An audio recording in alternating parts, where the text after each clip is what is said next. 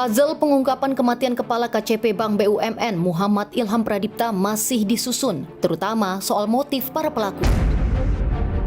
Kriminolog Universitas Indonesia menduga ada sejumlah motif di balik penculikan berujung pembunuhan tersebut.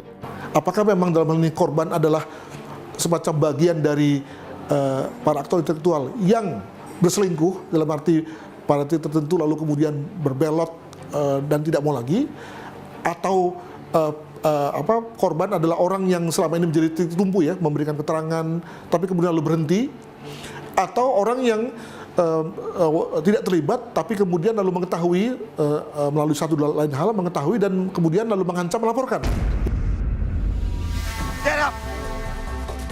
Banyaknya pelaku dengan peran terklaster diduga bagian dari strategi penculikan berujung pembunuhan korban.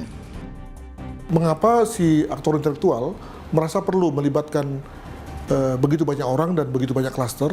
Apa sebetulnya yang menjadi strategi? Bahwa dengan melibatkan banyak orang, maka yang bersangkutan bisa membangun satu modus pembunuhan yang canggih, yang kemudian tidak bisa dengan mudah diungkap oleh kepolisian. Dan yang kedua adalah bahwa dengan pemberian order ya atau perintah yang juga berbeda-beda antar klaster, maka lalu bisa menghasilkan satu penyesatan dari kepolisian. Dan yang ketiga juga jangan lupa bahwa kelihatannya dengan adanya pihak-pihak yang menjadi misalnya sebagai IT gitu ya, maka ini adalah bagian dari tidak hanya kegiatan pembunuhan tapi juga kegiatan untuk mendapatkan atau melakukan operasi yang sebelumnya mereka sudah persiapkan.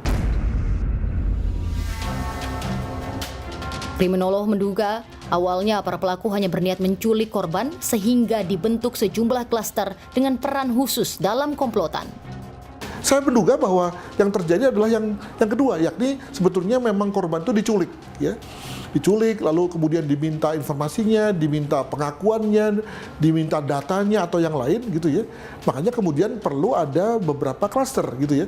Lalu setelah kemudian yang bersangkutan diminta data dan seterusnya, lalu dikembalikan. Tapi yang terjadi kemudian adalah korban mati kan.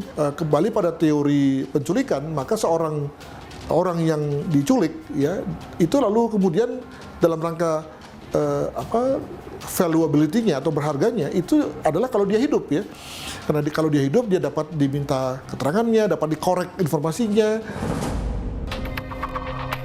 Penyidikan jejak digital dan transaksi keuangan dinilai penting untuk mengusut tuntas kasus ini.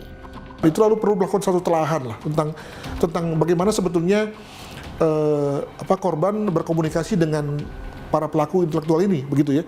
Perlu juga dilihat misalnya jejak digital korban, demikian juga pola keuangan dari korban, gitu ya. Demikian juga pihak-pihak yang terakhir ini ditemui oleh korban pada beberapa hari sebelum pembunuhan, gitu ya. Agar kemudian bisa tujuannya dua, bisa mengafirmasi dugaan tadi atau sebaliknya. Justru dalam hal ini kita membersihkan nama korban untuk supaya kemudian tidak sama sekali tersangkut ya.